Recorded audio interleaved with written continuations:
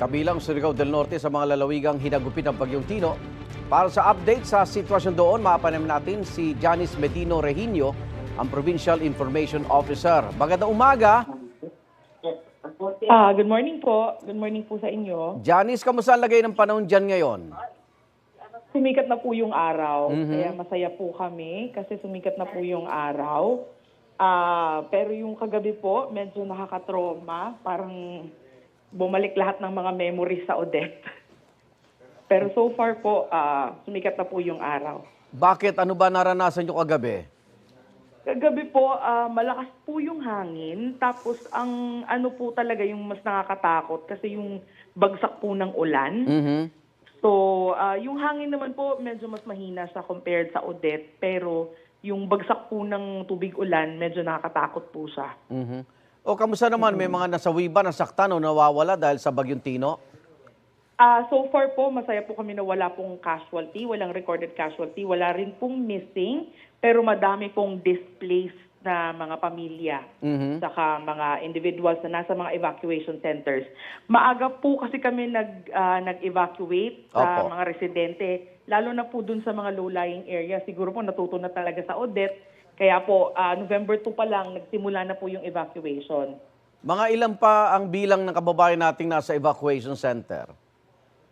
As of this morning, mga nasa 75,000 po. Across the entire province na po ito.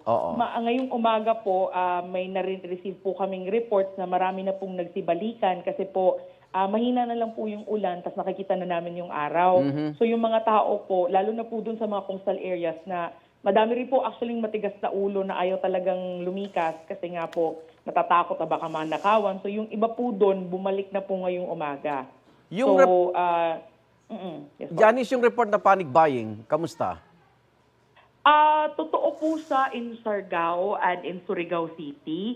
Pero kasi ang akala po kasi ng lahat, nag-declare po kasi originally si Gov na ng work suspension. Kaya po nag-rush yung mga tao. Pero hindi naman po ano yun na isuspend talaga lahat kasi open naman po yung essential services. So may nagkaubusan lang po sa Siargao po, naubos po yung tinapay.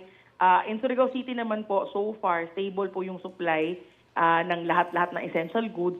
Doon lang po talaga sa Siargao Island kasi as you know, marami pong turista doon. Kaya yung preference sa bread, mas mataas. Kaya so may naubusan po ng tinapay. Pero yung iba pong mga essential goods, stable naman po yung supply. Supply ng kuryente, tubig, cellphone signal, naapektuhan ba? Ang tubig hindi so far except sa mainland Surigao City. Ibang munisipyo po, okay po ang tubig. Wala pong kuryente, almost the entire province po.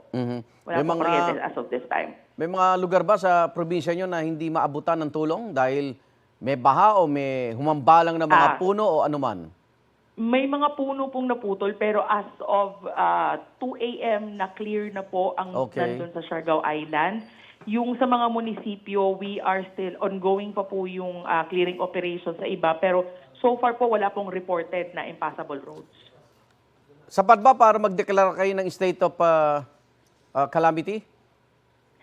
Sa ngayon po, wala pa pong balita from Governor Lindon. Oo, and for our SP, I'm trying to ask for information po sa Sangguniang Panlalawigan if they are declaring.